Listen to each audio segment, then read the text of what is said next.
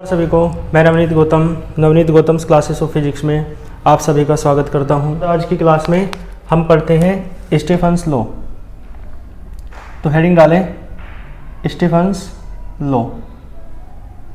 ठीक है जी, हिंदी में कहेंगे स्टीफन का नियम। ठीक है जी, स्टीफन एक साइंटिस्ट हैं, उन्हीं के नाम से इस लॉ को जाना जाता है स्टीफन्स लॉ। और देखो ये होता क्या है, ये होता है इस तरीके से। जो E है वो डायरेक्टली प्रोपोर्शनल है, समानुपाती है किसके, T की पावर 4 के। और T क्या है, एब्सोल्यूट टेम्परेचर यानी कि परम ताप। और E क्या है, तो E है आपका रेडिएशन एनर्जी।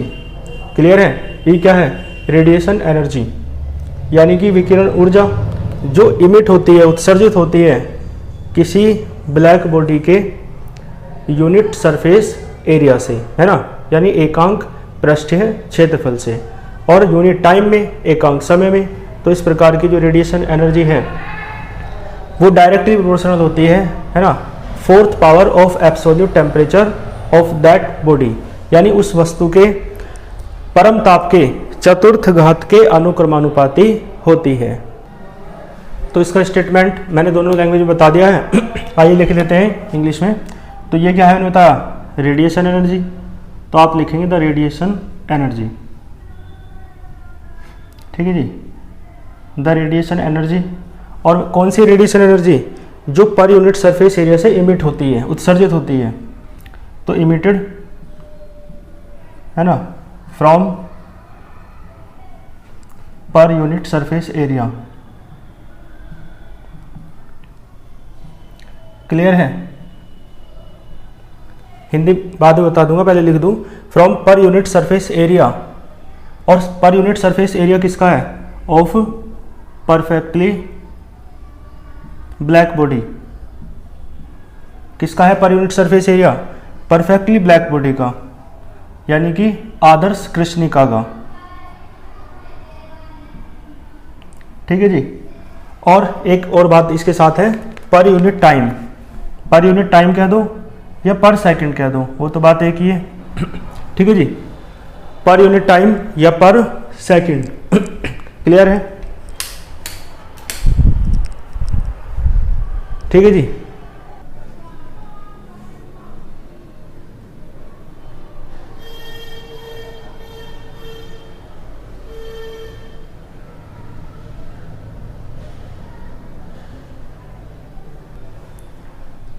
क्लियर है, पर यूनिट टाइम या पर सेकंड। अब देखो ये किसके समानुपाती है, T की पावर 4 के। इसका मतलब है क्या कहेंगे, इज डायरेक्टली प्रोपोर्शनल यानी अनुक्रमानुपाती है। तो क्या कहेंगे, इज डायरेक्टली प्रोपोर्शनल। ठीक है जी, इज डायरेक्टली प्रोपोर्शनल और किसके, टू द 4th पावर, है ना, चतुर्थ घात, 4th पावर ऑफ, ये है एब्सोल्यूट टेम्परेचर जिसे आप परम ताप कहते हैं। ये केल्विन में नापा जाता है। ठीक है जी। तो आप क्या कहेंगे, the radiation energy emitted from unit area, unit surface area of perfectly black body पर सेकंड। ठीक है, यहां तक किसकी बात हो रही है, E की। फिर आगे is directly proportional to the 4th power of absolute temperature. ठीक है, ऑफ एब्सोल्यूट टेम्परेचर कह दो, या of absolute temperature of perfectly black body, या ऑफ दैट बॉडी। वही बॉडी है जो, है ना, जिसके लिए ये बात है, जिस बॉडी के लिए, उसी बॉडी के लिए ये बात है ना। तो ऑफ दैट बॉडी, यानी टेम्परेचर भी उसी परफेक्टली बॉडी का है, परफेक्टली ब्लैक बॉडी का है जिसकी बात आपने शुरुआत में की है। ठीक है, कर लोगे। तो दैट इज करके, अर्थात करके, पहले तो ये लिखना है, और दैट इज अर्थात करके आपको ये लिखना है। ठीक है जी, क्लियर है। याद लेकिन फॉर्मूले की हेल्प से रखते हैं, और लेकिन लिखने के तरीके में पहले से लिखा जाता है लैंग्वेज को, और फिर दैट इज करके, है ना, इसे लिखेंगे, बॉक्स में बंद कर देंगे। एक बार हिंदी में सुन लीजिए। देखो, किसी आदर्श कृष्णिका के प्रति एकांक क्षेत्रफल से प्रति सेकंड उत्सर्जित होने वाली विकिरण ऊर्जा, है ना, उस वस्तु के परम ताप की चतुर्थ घात के अनुक्रमानुपाती होती है। कर लोगे? चलो, और फिर इसके बाद देखो ये है, और इस समानुपाती का निशान हटाते हैं तो आपको पता है क्या आता है, एक नियतांक आ जाता है, यहाँ पर सिग्मा लेंगे, सिग्मा टी की पावर 4, ठीक है जी। और सिग्मा को आप कहते हैं स्टीफन्स कांस्टेंट। सिग्मा एक प्रोपोर्शनलिटी कांस्टेंट है ना, समानुपातिक नियतांक है, जिसे आप क्या कहते हैं, स्टीफन्स कांस्टेंट, यानी स्टीफन नियतांक इसे आप कहते हैं। कोई दिक्कत तो नहीं है? कर लोगे? तो स्टीफन्स लॉ मैंने आपको कराया, इसका एक स्क्रीनशॉट ले लो। इसके बाद चलते हैं स्टीफन बोल्ट्जमैन लॉ की ओर, है ना। स्टीफन बोल्ट्जमैन लॉ देखो क्या है, स्टीफन के साथ मतलब स्टीफन्स लॉ को प्रूफ किया बोल्ट्जमैन ने थर्मोडायनेमिक वेरिएबल्स की हेल्प से, है ना, थर्मोडायनेमिक्स की हेल्प से। तो फिर उस लॉ को क्या कहा गया, मतलब इस लॉ को ही क्या कहा गया, स्टीफन बोल्ट्जमैन लॉ। लेकिन उसमें थोड़ा अलग तरीके से क्या है, एक्सप्लेनेशन है, ठीक है। और हाँ, इसके कई एक्सप्लेनेशन आप इस तरीके से भी लिख सकते हो। देखो मैं आपको बताऊं, ये जो आपने फॉर्मूला लिखा है ये वाला, ये है आपका किसके लिए, ये फॉर्मूला है आपका केवल तब जब रेडिएशन एनर्जी इमिट हो रही है यूनिट एरिया से यूनिट टाइम पर, है ना, मतलब यूनिट सेकंड में या पर सेकंड। लेकिन यदि radiation energy surface area A से, है ना, ए एरिया से और टी टाइम में क्या हो रही हो, इमिट हो रही हो, तो क्या होगी रेडिएशन एनर्जी, मतलब तो फॉर्मूला क्या होगा।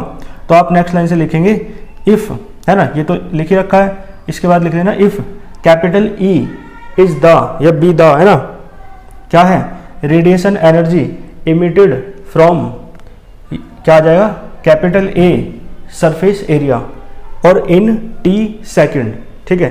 तो तब देखो क्या हो जाएगा, ई देखो अपोन में, भाई जिस चीज़ को 1 मानते हो तो अपोन में आता है ना, तो एक और टी को 1 मान लिया था, तभी तो कहा था कि पर यूनिट एरिया पर सेकंड, ठीक है ना। तो ये अपोन में आ जाएंगे। अब 1 की जगह ए है, 1 की जगह टी है, और ये डायरेक्टली प्रोपोर्शनल है टी की पावर 4 के। इसे हटाएंगे तो क्या आएगा, सिग्मा आएगा, और ये भी इधर चले जाए तो सिग्मा ए स्मॉल टी और कैपिटल टी की पावर 4। चाहो तो आप इसकी सिग्मा की यूनिट भी निकाल सकते हो यहाँ से, और हाँ सिग्मा की वैल्यू भी होती है, तो सिग्मा की वैल्यू है 5.67 इंटू 10 टू द पावर -8, ठीक है। सिग्मा की यूनिट यहाँ से निकाल सकते हो। एनर्जी की तो जूल है, तो ऊपर तो आएगा जूल, ठीक है जी। और ये सारा अपोन में आएगा, अपोन में ए आएगा, ए यानी एरिया की यूनिट है मीटर स्क्वायर, तो joule per metre square, upon में टी भी आएगा यानी कि सेकंड, और अपोन में टी की पावर 4 भी है यानी कि केल्विन की पावर 4, ठीक है जी। तो सिग्मा की ये वैल्यू होती है विद यूनिट, है ना, जूल यूनिट क्या है, joule per metre square second kelvin की पावर 4। एक स्क्रीनशॉट ले लो यहाँ तक का, ठीक है जी। तो मैं रफ कर देता हूँ, कर लोगे इसे। चलो, तो अब मैं बात करता हूँ स्टीफन बोल्ट्जमैन लॉ की। स्टीफन बोल्ट्जमैन,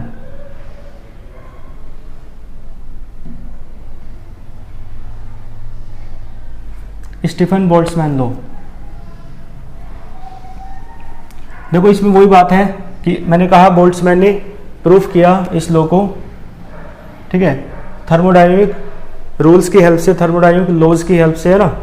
तो देखो किस तरीके से है, मैं इसे रफ कर देता हूँ, क्लियर है। देखो उन्होंने दूसरे तरीके से इसे एक्सप्लेन किया। मान लो देखो उन्होंने कहा कि कोई एक ब्लैक बॉडी है, वो किसी ब्लैक बॉडी के भीतर रखी है, तो दोनों ही ब्लैक बॉडी है।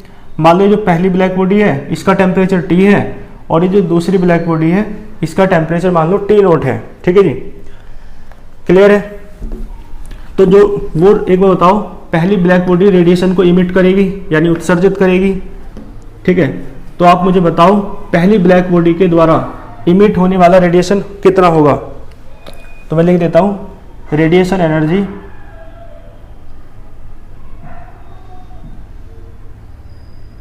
इमिटेड, है ना, इमिटेड वही लिखना है पर यूनिट सरफेस एरिया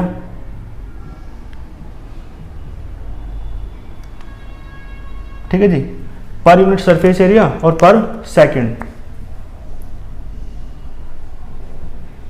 ठीक है, क्या होता है E बराबर होता है सिग्मा T की पावर 4, क्योंकि पहली बॉडी का टेम्परेचर मैंने T माना, और ये किसके लिए है, ये बात है for first perfectly black body. ठीक है जी, पहली जो ब्लैक बॉडी है for first perfectly black body. ठीक है जी, पहली आदर्श कृष्णिका के लिए है ये बात। तो क्या आएगा, E1 कह दूं पहले के लिए है तो सिग्मा बराबर सिग्मा और T की पावर 4, इक्वेशन नंबर फर्स्ट। ठीक है, और जो रेडिएशन एनर्जी ये इमिट करेगा तो वो जो दूसरी वाली परफेक्टली ब्लैक बॉडी है ये एब्जॉर्ब कर लेगी उस रेडिएशन को। तो फिर क्या कहेंगे, रेडिएशन एनर्जी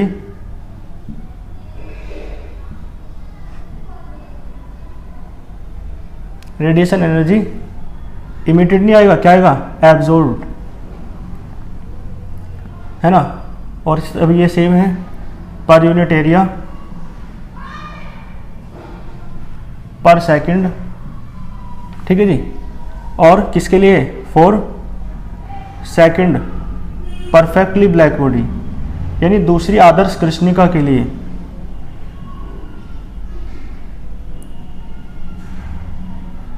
ठीक है, जो एनर्जी एब्जॉर्ब होगी वो कितनी होगी भाई, सिग्मा, और T की जगह T नोट है बस, और E1 की जगह E2 हो जाएगा। क्लियर है, यहां तक समझ आ रही है बातें। और अब देखो, तो टोटल लॉस बताओ एनर्जी का, भाई टोटल मतलब एनर्जी इमिट इतनी हुई है ना, और इतनी एब्जॉर्ब होगी, तो टोटल लॉस कितना हुआ एनर्जी का जो टोटल लॉस है इतनी तो इमिट हुई और इतनी एब्जॉर्ब हुई है ना, इन दोनों का डिफरेंस हो जाएगा। क्लियर है, तो क्या आएगा, टोटल लॉस, है ना। भाई जितनी ये इमिट करता है तो जरूरी थोड़ा ये सारी की सारी जितनी पहली बॉडी जो है इमिट करती है, उत्सर्जित करती है, तो जरूरी थोड़ा है दूसरी बॉडी सारी की सारी को एब्जॉर्ब कर लेगी, नहीं, उसका कुछ पार्ट एब्जॉर्ब करेगी। तो मान लो इसकी 10, इसने 10 इमिट की और इसने 7 एब्जॉर्ब कर ली, तो लॉस कितना हुआ, 3 का तो लॉस तब भी हुआ ना, 3 का, तो 3 तो तब भी इमिट होके बाहर गई, है ना। तो इसका मतलब है E1 में से, मतलब 10 में से 7 घटाना पड़ेगा, क्योंकि मान लो 10 इमिट हुई, 7 उसने एब्जॉर्ब कर ली, तो 3 का तो लॉस तब भी हुआ, यानी E1 में से E2 घटा दोगे तो टोटल लॉस पता चल जाएगा रेडिएशन एनर्जी का, है ना। तो देन टोटल लॉस, ठीक है जी, देन टोटल लॉस,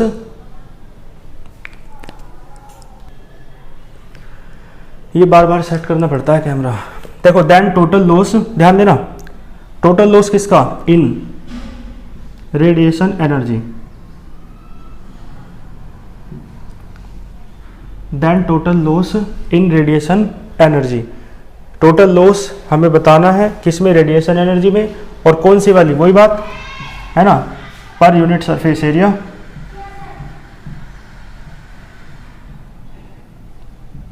और पर सेकंड। कितना आएगा, E बराबर मान लो, E हो जाएगा, मतलब E मान लिया तो E बराबर क्या हो जाएगा, E1 माइनस E2। देखो E1 कितना है, ये रहा सिग्मा T की पावर 4, E2 कितना है, सिग्मा T नोट की पावर 4। तो देखो सिग्मा तो कॉमन आ जाएगा, T की पावर 4 माइनस T नोट की पावर 4। बताओ कोई दिक्कत हो तो ये जो लो है ना, इसे आप कहते हैं स्टीफन बोल्ट्जमैन लो। नीचे लिख देना, this law is known as Stefan Boltzmann law. देखो उसी के जैसा है ना, बस यहाँ टेम्परेचर की 4th पावर का क्या है, डिफरेंस है। कर लोगे ना इसे, इसका भी एक स्क्रीनशॉट ले लो, और वो जो मैंने स्टीफन्स लो कराया अब उसका प्रूफ कर लेते हैं। ठीक है जी, आइए इसके प्रूफ की ओर चलते हैं। और देखो एक बात और सुन लो, इस लो को भी आप उसी तरीके से लिख सकते हो चाहो तो, है ना, जैसे पिछले को लिखा था। कैसे लिखा था, वही वाली बात, लिखना इफ ई बी द, है ना, रेडिएशन एनर्जी इमिटेड भाई यूनिट एरिया की जगह क्या मान लें, A area, emitted from unit वो A area, capital A surface area, और इन स्मॉल टी सेकंड, तो फिर क्या आ जाएगा, फिर ये आएगा ई अपॉन ए टी, और ये बराबर तो किसके हैं, सिग्मा टी की पावर 4 माइनस टी नोट की पावर 4, और ये टी इधर पहुंच जाएगा, तो एक और बन जाएगा सिग्मा ए टी की पावर 4 माइनस टी नोट की पावर 4। ठीक है जी, कर लोगे, तो ऐसे भी लिख सकते हो।